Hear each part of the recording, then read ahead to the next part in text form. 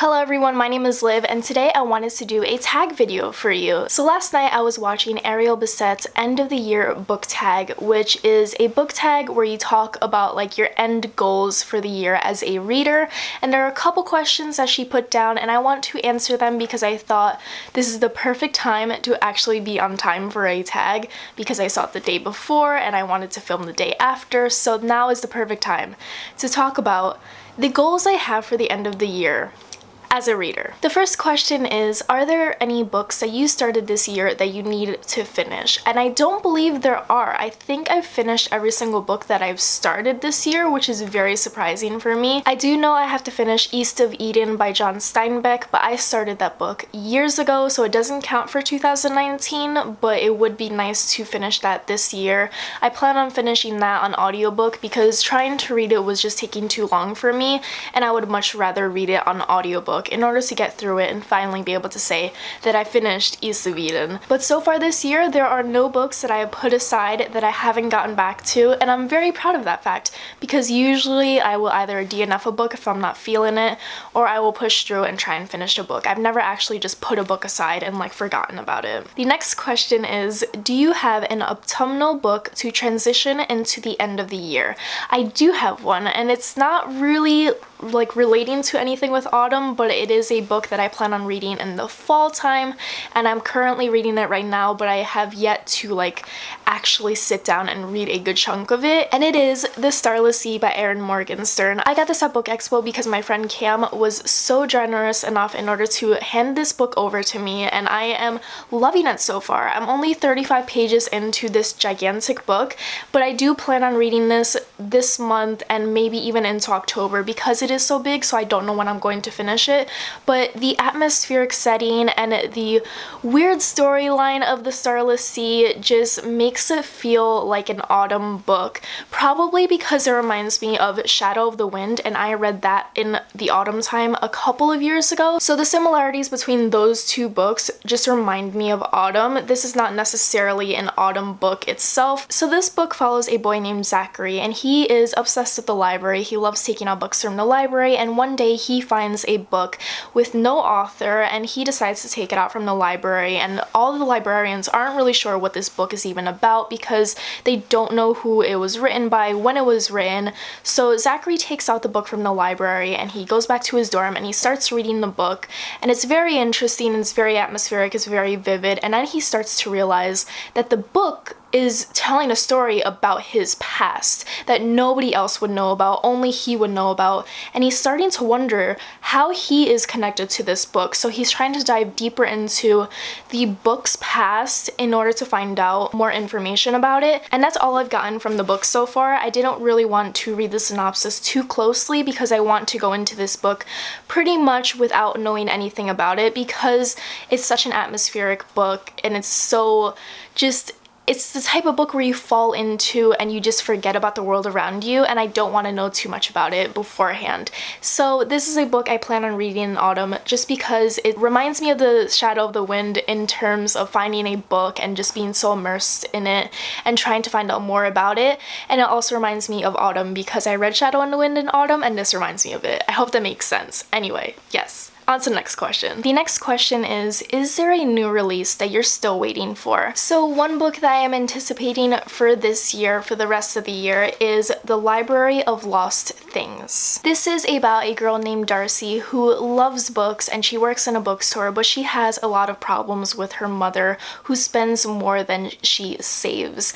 And one day Darcy is working in a bookstore when a boy walks into the store and steals her heart. And he's also British, and I am just so excited for this book because it is by a Cuban author and it follows a Cuban main character, so I want to just read that book so badly because I've heard so many good things about it. I've followed the author on Twitter and I've seen so many aesthetics that she makes, and I've seen her talk about the book, and her passion for her book makes me excited to read her book. So I am eagerly anticipating that book. I can't wait to read a cute contemporary about a girl who works in a bookstore and how she falls in love with a random boy who walks into it, and I am very much excited for that book, which is coming out very soon. The next question is, what are 3 books you want to read before the end of the year? So the first one is Wilder Girls, and I want to get that one out from my library. I'm very much excited for that book, and I've seen so many people read that book, and I just am so interested in the cover, and I don't know too much about the premise, but I know it's kind of like a horror book and a psychological thriller maybe. I'm not sure. I don't want to know too much about it, but I want to read it so badly, and I still have yet to take it out from the library, but I do plan on taking it out before the end of the year because I have to get my hands onto it because it just seems like it would be right up my alley. And another book that I plan on reading and finishing before the end of the year is City of Girls by Elizabeth Gilbert. And I just want to read this book because I love historical fictions, and this book also seems like it would be right up my alley. So this book is very much like The Seven Husbands of Evelyn Hugo. It follows a girl named Vivian Morris who is now 89 years old, and she is recalling her past. So in the past, during the 1940s, she is a college student when she gets shipped off to Manhattan to live with her aunt, and there she gets into a bunch of shenanigans. She meets very eccentric, very cool people in the city, and she actually gets into a scandal that changes her entire life forever, and how she has to learn from that and grow from that scandal. And I don't want to know what the scandal is, and I just know that I'm going to love it because I love historical fiction so much.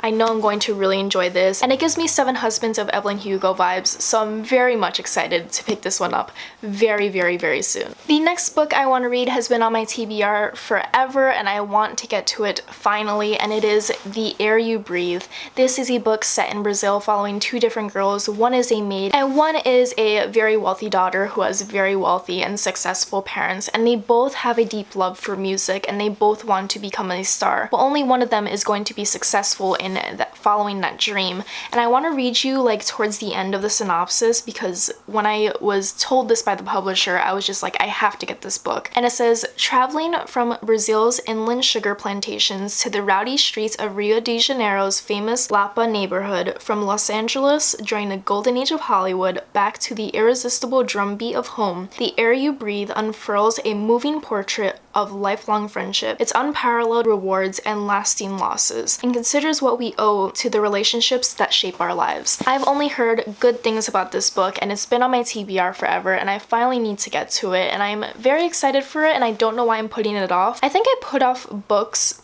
a lot that have been on my TBR forever because I know I'm going to love them, and for some reason that intimidates me, and I'm afraid to just dive into the world and just like start a new book. So that's why I've had this on my TBR forever, and I know I'm going to love it because the premise really interests me, and people I know and trust have loved this book as well, and I don't know why I haven't read it yet. I think I'm just intimidated by it, and I'm wondering if it's going to live up to my expectations, but I hope I can finish this before the end of 2019. The next question is there a book you think could still shock you and become your favorite read of the year? And I have very, very high hopes for the Starless Sea. Like I said, I've already started it, I already started enjoying it, and I feel like I would really, really love it if I kept on reading and I put down my phone and just took the time out to sit down and read this book without any distractions. I feel like I would really enjoy it because, like I said, it's very much similar to Shadow of the Wind, which is one of my favorite books of all time.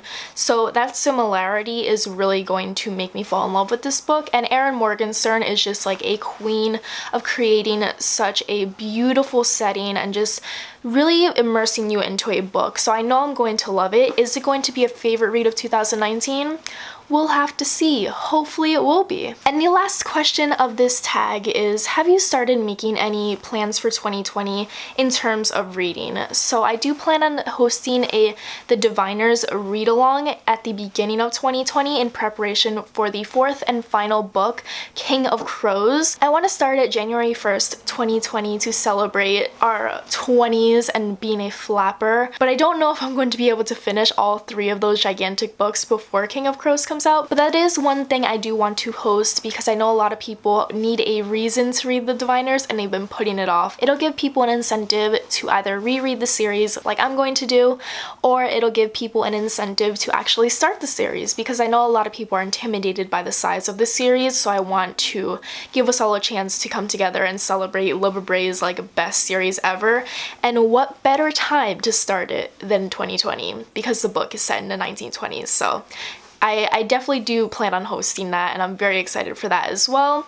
And I do plan on using my library more. I've finally like discovered my deep deep love for the library. I love taking out books from the library. I love browsing my library, and I just love visiting it, and I feel like they already recognize me every time I walk into the library, which is like one of my goals in life. I just want to be a usual like customer somewhere. I want better place to be a usual customer than at the library.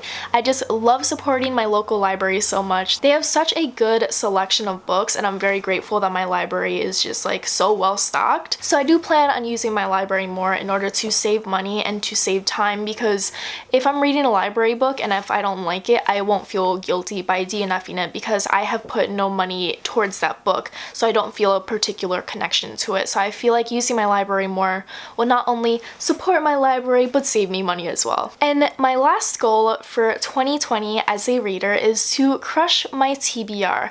I want to just make my TBR so freaking small. I already know my TBR is very small. It's only like 30 plus books, but I want to make my TBR so small that I could actually put all my to be read books by my bedside table and just have a small stack to choose from, because I don't want to have this pressure on myself to read so many books because I see them looming in my TBR. I want to crush my TBR and read books that have been on my shelf for years rather than going out to my library and getting a new release. I want to focus more on my TBR, and I feel like everyone says this every single year, but I do hope I'm making that a possibility in 2020.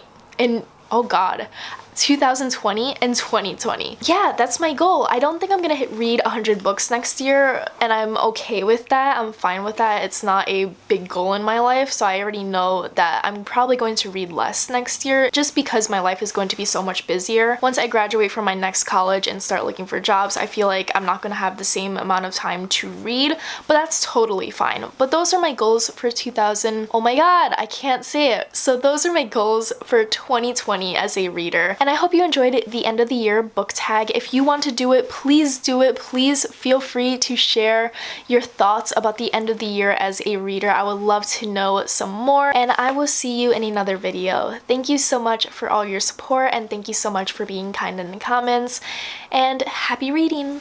Bye!